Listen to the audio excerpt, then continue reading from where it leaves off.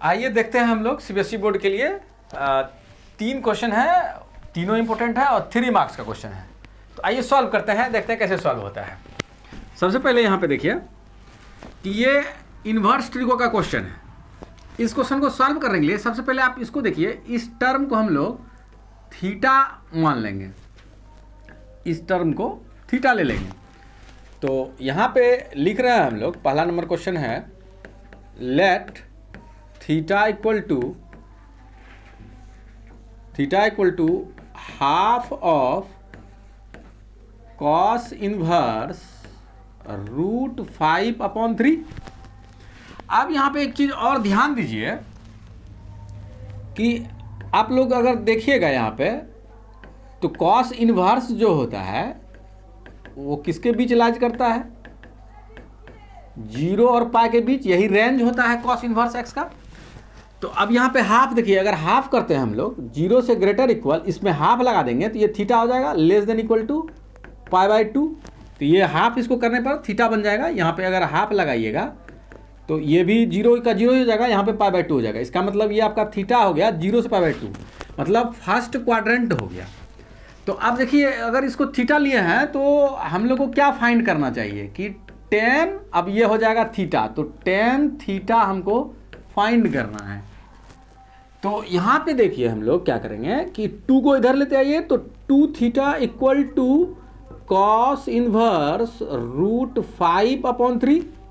फिर से देखिए यहाँ पे कॉस इनवर्स को इधर लेते आइए, cos 2 theta equal to root 5/3।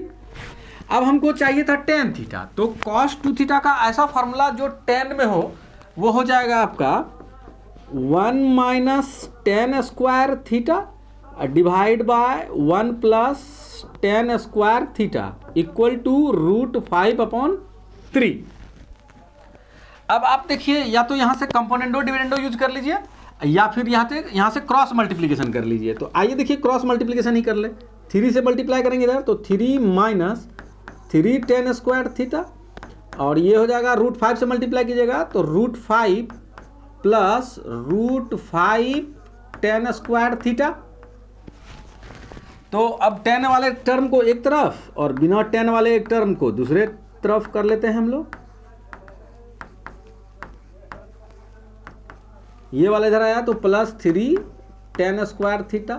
तो अब यहाँ पे हम लोग क्या करेंगे ना, ये दोनों से tan स्क्वायर थीटा कॉमन ले लेते हैं, तो ये बन जाएगा आपका 3 plus root 5 tan square theta equal to 3 minus root 5 हो जाएगा यहाँ पे tan square theta equal to 3 minus root 5 divide by 3 plus root 5, और यहाँ से हो जाएगा tan theta equal to root under 3 minus root 5 divide by 3 plus root 5। और यहाँ पे देखिए पॉजिटिव निगेटिव दोनों होगा, ठीक है, लेकिन यहाँ पे हम लोग निगेटिव साइन नहीं लेंगे। यहाँ पे हम लोग देख चुके हैं कि थीटा 0 से 90 है तो tan थीटा पॉजिटिव ही होगा, ये पॉजिटिव ही होगा।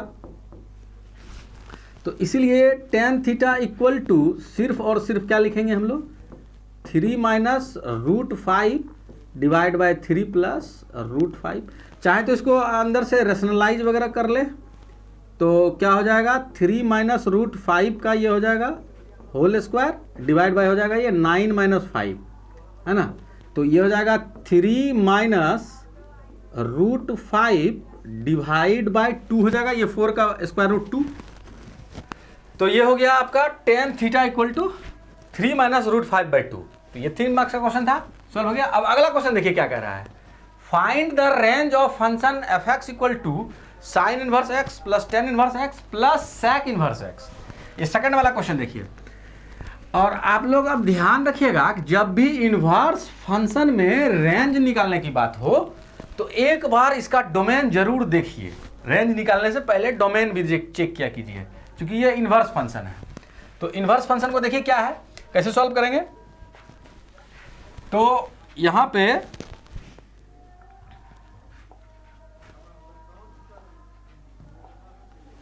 पे देखिए फंक्शन क्या है आपका, f(x) equal to sine inverse x plus tan inverse x plus sec inverse x। यहां पे देखिए डोमेन जो होगा आपका, domain of sine inverse x क्या है आपका, -1 से 1। इस केस में x लाइज करता है आपका -1 से 1। साइन इनवर्स x में x जो है आपका -1 से 1 लाइज करता है। अब देखिए domain of tan inverse x, tan inverse x का डोमेन क्या हो जाएगा आपका, आप लोग को मालूम होगा, रियल नंबर। आप लोग पढ़े होंगे ITF में, स्टार्टिंग में ही ये सब चीज़ बता दिया जाता है।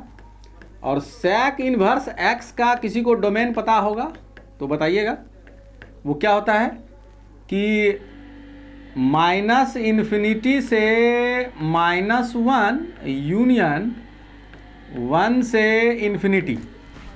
अब 3 टर्म प्लस में है तो आप लोग को पता होगा कि अगर 3 टर्म अगर प्लस में है तो यहाँ पे क्या करना होगा, domain of f, domain of f जो होगा वो क्या हो जाएगा आपका, D1 intersection D2 intersection D3।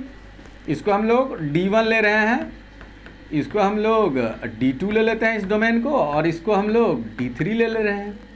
अब आप लोग ध्यान से देखिए कि -1 और 1 के बीच में बोल रहा है, ये रियल नंबर बोल रहा है, ये -∞। तो एक नंबर लाइन से पता कीजिए कैसे क्या होगा ये इसका। ये हो गया -∞, ये हो गया -1 और ये हो गया +1।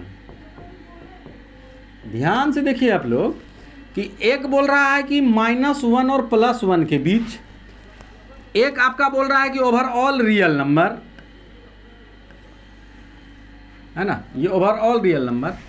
फिर बोल रहा है कि -∞ से -1, यहाँ से यहाँ तक, -∞ से -1। फिर यहाँ से बोल रहा है कि ये है आपका +∞, 1 से +∞ तक।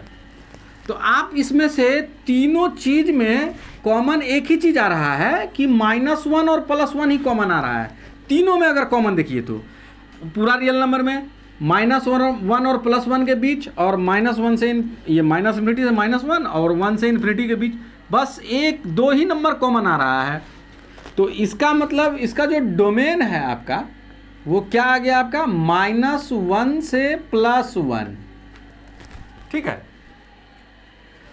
अब जब डोमेन मतलब x का वैल्यू केवल और केवल 2 है, -1 और 1, तो इसका मतलब हो गया कि रेंज अब इसी पॉइंट पर निकलेगा, -1 पे और +1 पे ही निकलेगा। तो इसका मतलब f ऑफ -1 हम लोग पहले कैलकुलेट कर लेंगे। f ऑफ -1 क्या हो जाएगा, sine inverse -1 plus tan inverse -1 plus sec inverse -1। अब आपको पता होगा साइन इनवर्स माइनस है तो ये हो जाएगा -90, ये हो जाएगा -90 प्लस ये हो जाएगा -π/4 प्लस sec इनवर्स में अगर निगेटिव रहता है तो पाई माइनस करके हम लोग लिखते हैं sec इनवर्स 1। ठीक है, तो sec इनवर्स 1 कितना हो जाएगा आपका, 0, मतलब पाई आप कह सकते हैं उसको। तो अब इसको कैलकुलेट कीजिए, क्या हो जाएगा, -π/2 -π/4 -3π/4 प्लस पाई, तो हो गया आपका कितना, π/4। तो ये हो गया f ऑफ -1। अब हम लोग निकालते हैं f ऑफ +1। तो f ऑफ 1 इक्वल टू हो जाएगा sine inverse 1 plus tan inverse 1 plus sec inverse 1। तो साइन इनवर्स 1 तो हो गया आपका π/2, tan इनवर्स 1 हो गया आपका π/4 और sec इनवर्स 1 हो गया 0। तो ये हो गया आपका 3π/4। तो इसका मतलब range of f equal to, बस 2 ही चीज़ आया, एक आपका π/4 आ गया और एक आपका 3π/4 आ गया। यही रेंज हुआ इसका। अब देखिए, देखते हैं तीसरा नंबर क्वेश्चन इंटीग्रेशन से है।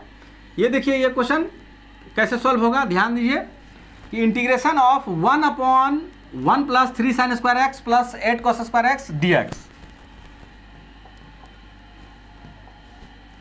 तो सबसे पहले हम लोग इंटीग्रेशन को मान लेते हैं i equal to integration of 1/1 plus 3 sin square x plus 8 cos square x dx।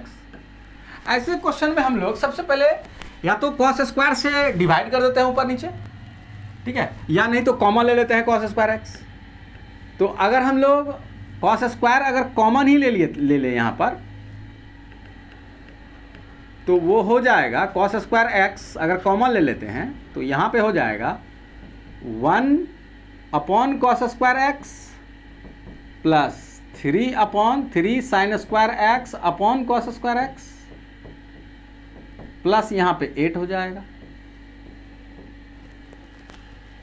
अब ये हो जाएगा, ऊपर चला जाएगा तो ये हो जाएगा क्या, sec square x divide by ये क्या हो जाएगा, sec square x plus 3 tan square x plus 8 dx। अब देखिए, अब दिख रहा होगा कि tan x का डिफ्रेंशिएशन हो जाता है sec स्क्वायर एक्स, तो इसका मतलब इस sec स्क्वायर एक्स को भी tan में कन्वर्ट कर लेते हैं ताकि नीचे में एक टर्म बन जाए tan की तरह। तो ये हो जाएगा sec square x divide by ये sec स्क्वायर एक्स को लिखेंगे हम लोग 1 plus tan square x plus 3 tan square x plus 8 dx। अब देखिए हो रहा है sec square x divide by 1 और 8 हो जाएगा 9 प्लस ये हो जाएगा 4 tan स्क्वायर एक्स dx। अब हम लोग यहाँ पे पुट कर लेते हैं t equal to tan x, तो dt इक्वल टू हो जाएगा sec square x dx, tan x का differentiation sec square x dx। तो इंटीग्रेशन अब हो जाता है नाउ i इक्वल टू, अब बन जाएगा आपका इंटीग्रेशन ऑफ ये दोनों मिलकर तो dt बन चुका है, तो हो जाएगा 1/9 प्लस 4t स्क्वायर dt। ये तो dt हो चुका है और ये तो t में कन्वर्ट हो चुका है। तो अब यहाँ पे क्या करेंगे, 1/9 को लिखेंगे 3 स्क्वायर प्लस ये हो जाएगा 2t का होल स्क्वायर dt। अब याद होगा फॉर्मूला कि 1/a tan inverse 2t/3 plus c। लेकिन यहाँ पे ध्यान रखिएगा कि ये t का कोफिशिएंट 2 है, तो इस 2 से जरूर यहाँ पे डिवाइड कर दें, तो ये हो जाएगा 1/6 tan इनवर्स 2 t का जो वैल्यू था हम लोग का 10x वो शिफ्ट कर देना है यहाँ पे, 2 10x divide by 3 plus c। ये इंटीग्रल कांस्टेंट हमेशा इंडेफिनिट इंटीग्रेशन के लिए। तो ये 3 मार्क्स का क्वेश्चन है, बढ़िया क्वेश्चन था। ये तीनों क्वेश्चन आप लोग अच्छे से सॉल्व करके जाइए।